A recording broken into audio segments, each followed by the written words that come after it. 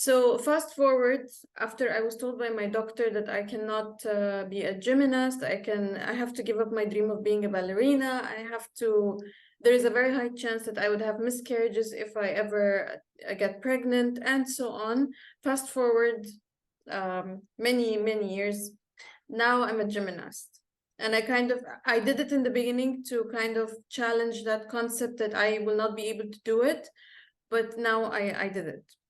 And basically, this workshop, I have consolidated all the experience of about 7 years, because every time I research about manifestation, I get very abstract concepts and it doesn't really tell me what to do. It's like when I tell you, you have to do the right thing. But what is the right thing?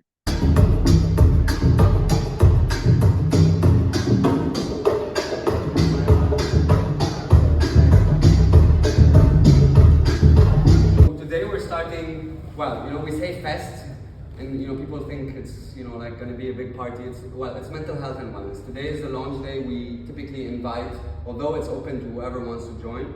We created an intimate setting because this is how, when we do a mental health and wellness event, even in the way we do it, this is how we do it. It's about intimacy and doing it with the right people so that everyone has the space to feel comfortable and speak up. But hopefully over the next 7 days, so this campaign is literally a 5-week campaign. But we're here at Souk for 7 days, Monday to Monday. And we are now actually doing, for the first time, we're putting the practices and the kind of wellness packages offered by these experts to anyone who wants them through a gifting campaign. So what we are doing actually today is we are launching the MANIC resolutions as a gifting campaign for wellness. So it's literally to get more people to adopt wellness, to manifest their resolutions. So now everybody at the end of the year always says, oh, next year I want to lose weight, I want to stop smoking, I want to become healthier, I want to start my own company, etc. But then we lose that in the process, right? So what we are doing actually is we created a whole program, which we're launching today. And like every time when we are launching, like today, it is for partners and people who are involved in the project. So I wanted to be able to deliver something that gives you exactly, first of all, the science behind how manifestation works. So I will go a little bit into quantum physics and so on. And then in the second half, I will give you the exact exercises that you need to follow if you want to manifest a special person, if you want to fix your relationship, heal your body, even acne. I used to have really bad acne, and none of the medicines I took worked. That I refused to take Roaccutane, and then I basically used manifestation to heal my skin. And thank God now I don't really have much acne. So yeah, that's my introduction basically. Next year I want to lose weight, I want to stop smoking, I want to become healthier, I want to start my own company, etc. But then we lose that in the process, right? So what we are doing actually is we created a whole program which we're launching today. It's Roger, and I'm the founder of Reconnect. So our model revolves around actually showcasing the solutions of experts. So we created our own solutions, but even our solutions are based on the expertise of professionals. So Reconnect started about almost 2 years ago in Dubai. It started out of my personal story with mental illness. So I fell into mental illness myself. So before the mental illness part, for 17 years I was in Dubai, then Abu Dhabi, pursuing a career like everybody else, making money, living in a villa, 2 cars, phones, travel 3 times a year, all of that. And then I fell into a mental illness. And when I fell into a mental illness, I actually lost everything in the process. The money, career, reputation, because once you guys know Deir Salim, yeah? So if somebody comes out of Deir Salim, they come out khalas, most people cannot go back into jobs because, of course, stigma, right?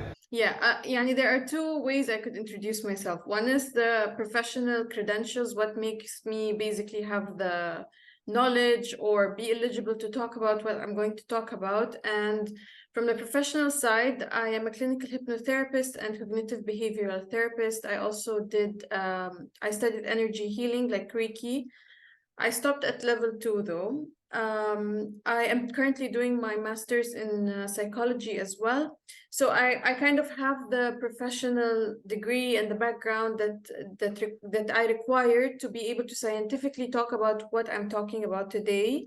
The non-professional introduction would be that I was diagnosed with arthritis, like basically rheumatism. It's one of the types of rheumatisms.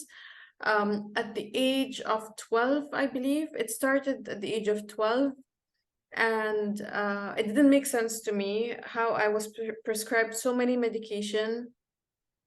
It basically things like antidepressant and a depressant, and I would have to take these two at the same time. I was also given an anti-inflammatory, a lot of painkillers. I just didn't believe that I was going to live like this for the rest of my life, sitting and not being able to get up, having this brain fog. Something did not make sense to me. So I started reading about the mind-body connection. How can I heal myself? And I don't recommend that anyone does this, of course, but what I did is I stopped all the medicines cold turkey. I did not even advise anyone, and I did not speak to anyone. And digging deeper into the industry, I realized that pharmacology is a very dirty business. And it's kind of the food industry and the pharmacology industry, they're kind of linked to each other. How the food industry is there, they encourage you and advertise to get you to eat all the junk food that causes problems and diabetes and inflammation and so on, so that you can then sort of fund the pharmacology industry. When it comes to the recruitment, when it comes to background checks, I would never get a job. So I went to Dubai and I discovered that I was misdiagnosed with a mental illness, and that is actually the case of most people diagnosed with a mental illness. So basically, we do have a big global problem with diagnostics. So the mental health system is a failure when it comes to diagnostics. And I have here mindset coach Sandra, who's also supporting Reconnect here in Lebanon on this project. She also has a very exciting workshop in a couple of days. And it's dog friendly. And she has her pug, who's gonna be joining us. So it's the same here in the same place. Every time we launch a project, we put up something which really showcases another way to look at mental illnesses or mental health or psychology.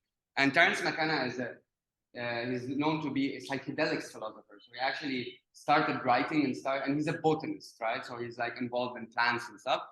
And he's a scientist and he studied psychology as well. So he's a library of information.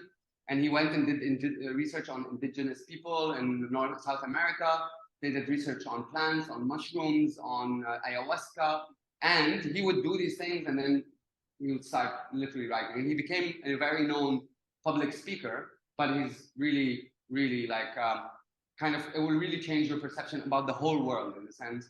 And about, in this case, about mental illness and schizophrenia in particular.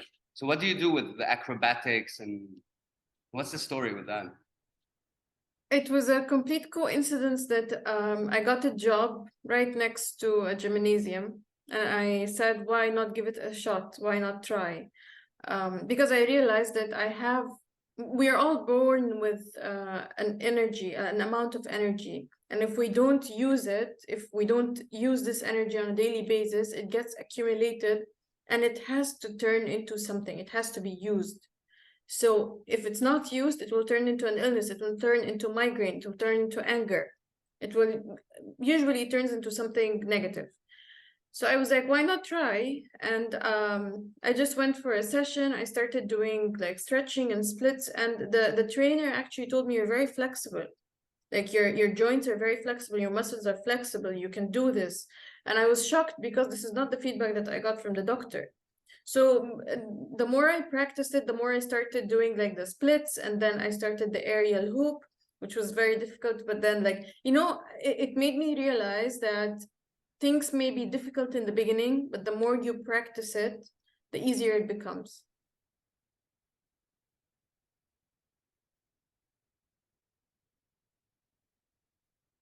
You're on mute. Every time the electricity goes and like I start like prayers and like, please come back, please come back.